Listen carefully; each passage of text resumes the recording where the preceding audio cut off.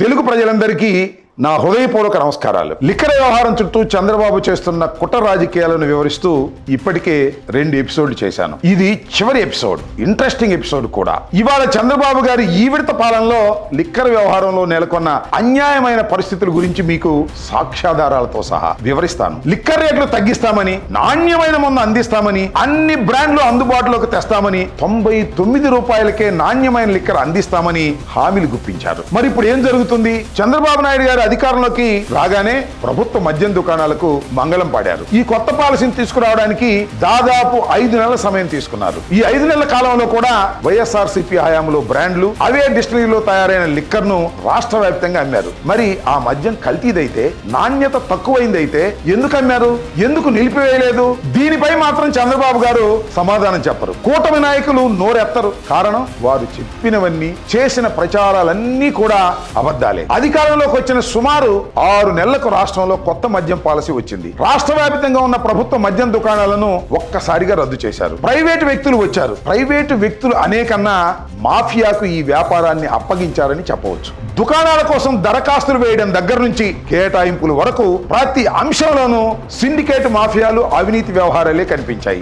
Liquor దుకాణాలకు దరఖాస్తులు వేయొద్దని అధికారంలో ఉన్న కూటమి నాయకులు బెదిరించారు. మరికొన్ని చోట్ల తమ వారికి లాటరీ రావాలంటే అందరి తరపున వారి అప్లికేషన్ వేశారు. మరికొన్ని చోట్ల లాటరీ ఎవరికి వచ్చినా సరే మా కమిషన్ 30% అంటూ రేట్లు పెట్టారు. మరికొన్ని చోట్ల ఏకమొత్తంగా ఒక షాపుకి ఇంత మొత్తం అని తీసుకున్నారు. మరికొన్ని చోట్ల బలవంతంగా అగ్రిమెంట్లు చేసుకున్నారు. ఇంకొన్ని చోట్ల మాట వినని వారిపై దాడులు చేశారు. అందుకే రాష్ట్రంలో మునిపటి బీహార్ పరిస్థితులు ఇప్పుడు కనిపిస్తున్నాయి. చంద్రబాబు గారికి అత్యంత సన్నిహితుడు మంత్రి నారాయణ గారు. చదువుల పేరు చెప్పినా, రియల్ ఎస్టేట్ పేరు చెప్పినా, చివరికి లిక్కర్ పేరు చెప్పినా ఆయన ప్రజల నుంచి డబ్బు పిండే వ్యాపారాలే చేస్తారు. రాష్ట్రంలో మద్యం దుకాణాలను ప్రైవేటు పరం చేశాక మరెవ్వరికీ షాపులు రాకుండా కేవలం తమ పార్టీకి చెందిన వారికే షాపులు వచ్చేలా ఆయనే మొత్తం దరఖాస్తుల్ని నింపేశాడు. మాఫియాలో తొలి అడుగు ఇది. నేను యాక్చువల్ గా ఏంటంటే, ఇప్పుడు మన దగ్గర కొంతమంది వచ్చి అడిగారు, సార్ మాకు ఆ బ్రాండ్ షాప్ లో 10% ఇప్పించండి, 10% ఇప్పించండి అని.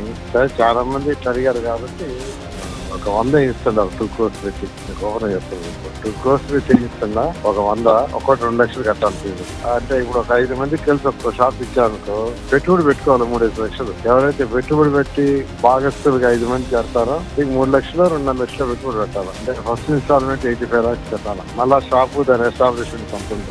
నేను అప్లికేషన్ ఫీజు కడుతున్నా. మరొక ఎమ్మెల్యే జేసీ ప్రభాకర్ రెడ్డి గారు, లిక్కర్ వ్యాపారం నుంచి ఎవరైనా తమకు 15% మామూలు ఇవ్వాల్సిందేనని ఇలా మీడియా సాక్షిగా ఎంత బాగా చెప్పారో మీరే వినండి. మీ అమ్మ మేము తింటాంలే, 15% పెట్టుబడి లేకుండా ఉంటుంది, 20% నేను పెట్టుబడి పెడతా, నాకు ఇవ్వాల్సిందే.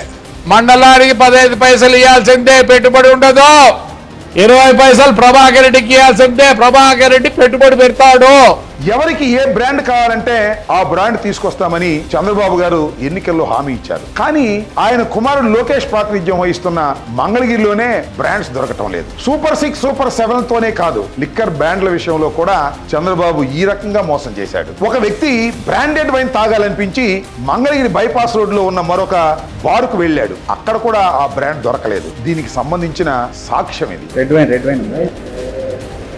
కానీ ఇది రెడ్ వైన్ కాదనుకుంటా. బ్రాండ్ ఏంటంటే కొత్తగా ఉన్నాయి. బాటిల్ ఇలాగే ఉన్నది చూసి ఎంత పడుతుంది?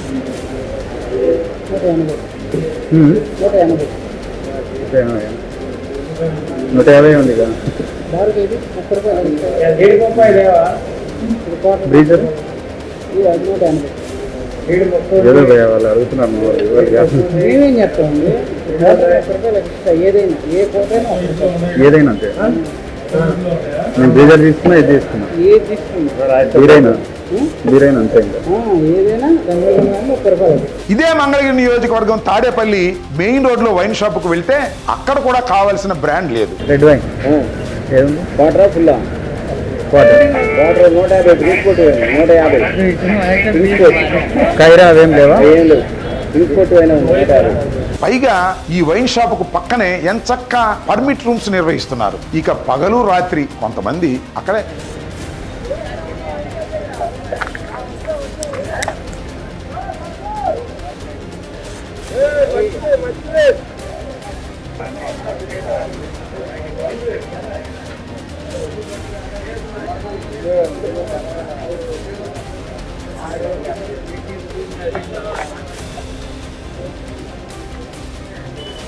తాడేపల్లి బైపాస్ రోడ్లోనే ఫ్లైఓవర్ వద్ద వైన్ షాప్ను చూస్తే ఇక్కడ కూడా బ్రాండ్స్ లేవు.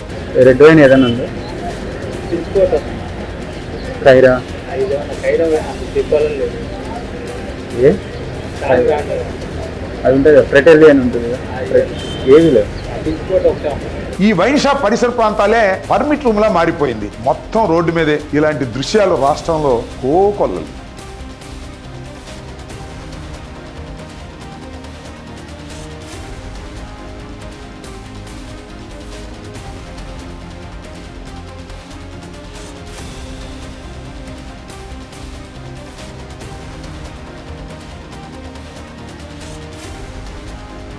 మంగళగిరి దాటి కాస్త విజయవాడ వైపు వెళ్తే ఆటో నగర్లోని కీర్తి వైన్స్ లో బాటిల్ పైన స్టిక్కర్ వేసి మరీ అదనపు ధరకు అమ్ముతున్నారు. ఇది కూడా చూడండి.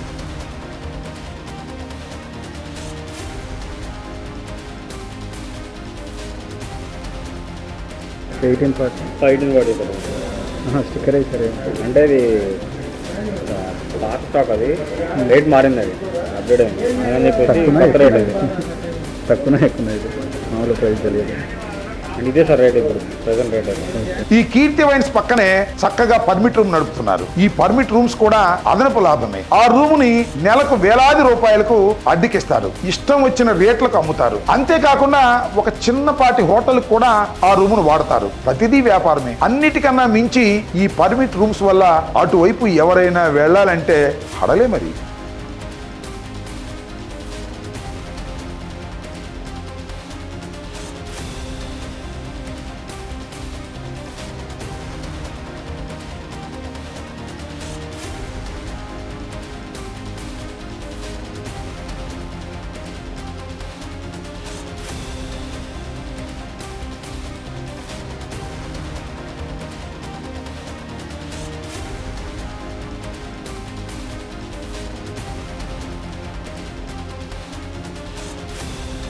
కీర్తి వైన్స్ లో మందు తాగిన వాడు బాటిల్ పైన 10 రూపాయలు అధిక ధరకు అమ్మారంటూ ఎంత ఆనందంగా చెప్తున్నాడో చూడండి.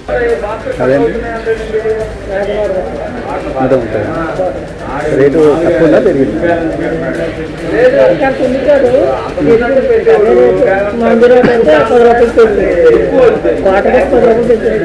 క్వార్టర్ 10 దేని మీద మళ్ళీ తగ్గించామన్నా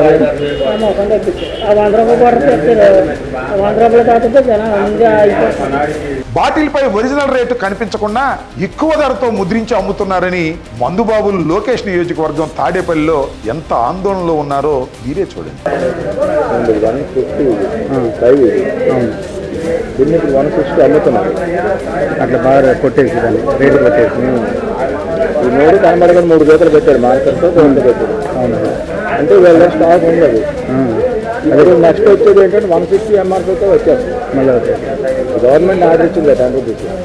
భారతదేశ రాజకీయాల్లో మీకు మందిస్తా నాకు ఓటేయండి అన్న రాజకీయ నాయకుడు ఎక్కడా కనిపించడు, ఒక్క చంద్రబాబు నాయుడు గారు తప్ప.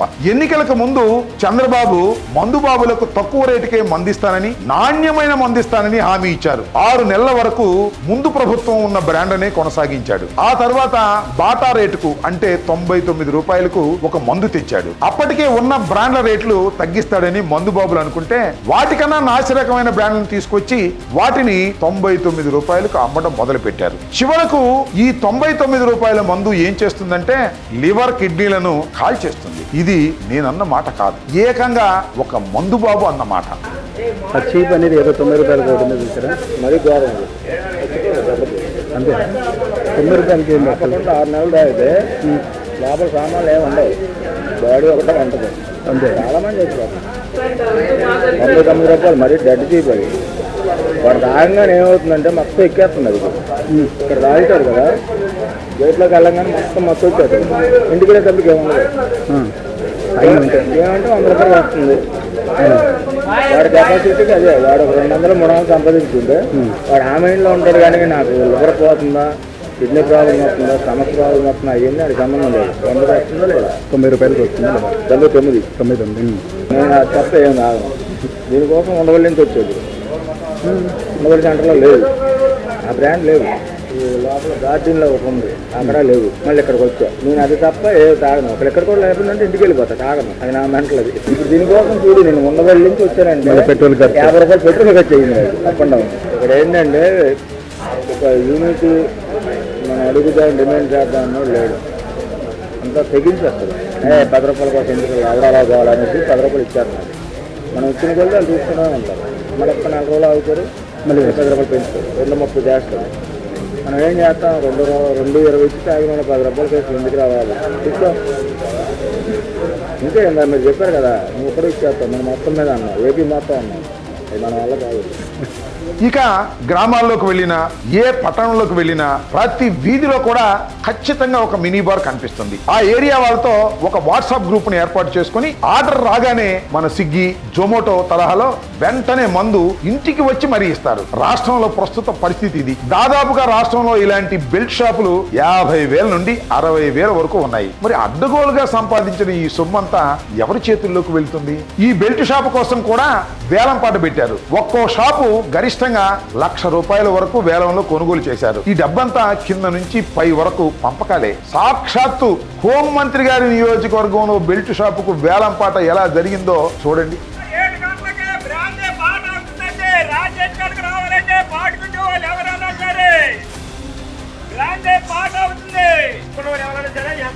పాడుకోండి కానీ 10,000 పాడితే 5,000 రూపాయలు ఫస్ట్ తారీఖు కట్టాలండి. ఫస్ట్ తారీఖు నుంచే మందు తెచ్చుకొని ఫస్ట్ తారీఖు నుంచే 5,000 కట్టాలండి. 10,000 పడితే 5,000 కట్టాలా? అలాగే లక్ష కడితే 50,000 కట్టవలసిందే. ఉన్న డబ్బులు 9 రోజులు కట్టాలండి. మిగతా ఉన్న డబ్బులు టైం కూడా చాలా బాగా ఇచ్చారు, అప్పుడు కట్టుకోవాలండి. దేవుడి పాటు 10,000,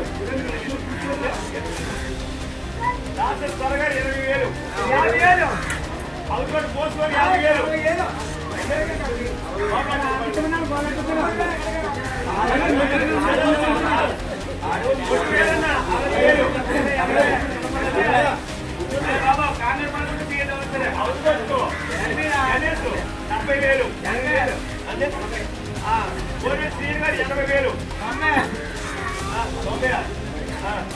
మరగల సిస్టర్ గారు 1,00,000 రూపాయలు, 1,10,000. గొడ్డు వేలని కూడా 1,40,000. మరగల సిస్టర్ గారు 1,50,000. మరగల సిస్టర్ 1,50,000. మరగల సిస్టర్ గారు 1,50,000. మొన్న జరిగిన సంక్రాంతి పండుగకు చంద్రబాబు పాలనలో స్పెషల్ ఏంటంటే ఎక్కడ కావాలంటే అక్కడ మందు ఏర్పాటు చేశారు. వాటర్ బాటిల్ కన్నా తేలిగ్గా మందు దొరికింది. పందెం బొర్ల వద్ద, జోదగాళ్ల వద్ద చెప్పుకుంటూ పోతే మందు పలానా చోట లేదు అని చెప్పడానికి వీల్లేదు. అంత బాబు గారి మందు మహిమ.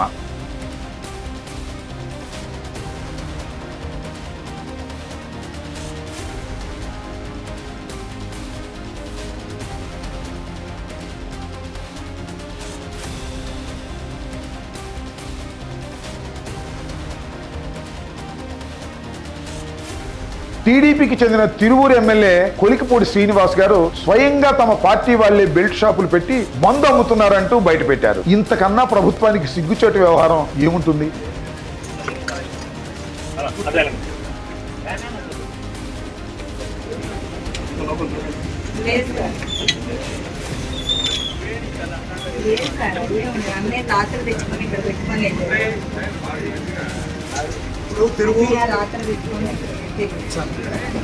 తిరువూరు పట్టణంలో